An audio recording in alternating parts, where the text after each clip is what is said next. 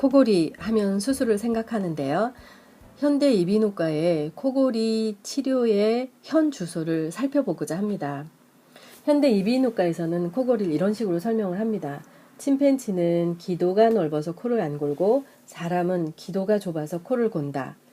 이 부분이 좁아야 말을 할 수가 있거든요. 그래서 말하는 대가로 코를 골게 됐다라고 설명을 하면서 코골이의 원인을 비만, 얼굴 골격의 문제, 근육 탄력 저하로 보면서 치료를 살 빼라 하고 옆으로 누워서 자는 게 좋은 방법이라고 설명을 하면서 주로 길게 늘어진 목젖을 잘라내는 게 목젖 성형술을 시행하는 게 가장 대표적인 코골이 치료 방법으로 알려져 있습니다.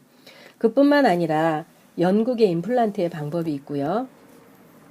고주파 인두 수술이라 그래서 늘어진 목젖에 탄력을 주므로 코골이 소리를 줄이는 방법이 있고, 이제 이설근 전진술, 설골근 절개 거상술, 양악 수술의 방법, 그러니까 상하악 전방 이동 수술에서 턱을 잡아 빼는 이런 수술이 치과에서 행해지기도 하고, 이것도 여의치 않으면 지속적 양압 호흡기를 사용하라고 권유함을 받게 되는데요.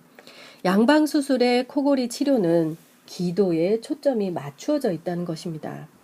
이 부분의 공간을 넓혀줌으로 인해서 숨을 쉴 때 제일 걱정되는 수면 무호흡을 해결하고 있는데요.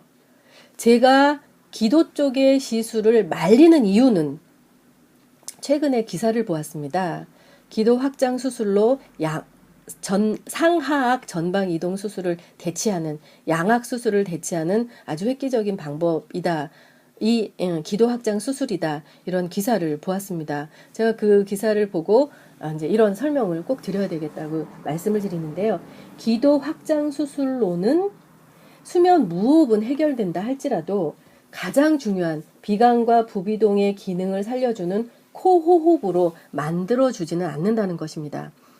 지속적으로 입으로 숨을 쉬면서 나타나는 모든 피해, 편도선염이 자주 생긴다든지, 항상 자고 일어나면 입안이 칼칼하고 건조하다든지, 기침 가래, 기관지염이 자주 생긴다든지, 자고 일어나도 머리가 개운하지 않는다든지, 안구 건조증, 두통, 이런 많은 증상들이 입으로 숨을 쉬면서는 해결되지 않는다는 것이죠.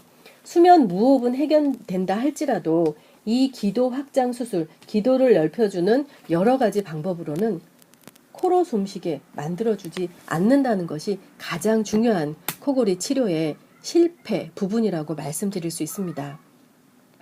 코골이는 코를 치료해야 되며, 코를 치료해서 비강과 부비동 모든 공간으로 숨을 쉴 때 바람이 지나다니게 해서 머리의 기능을 살려주는 치료가 코골이 치료고요.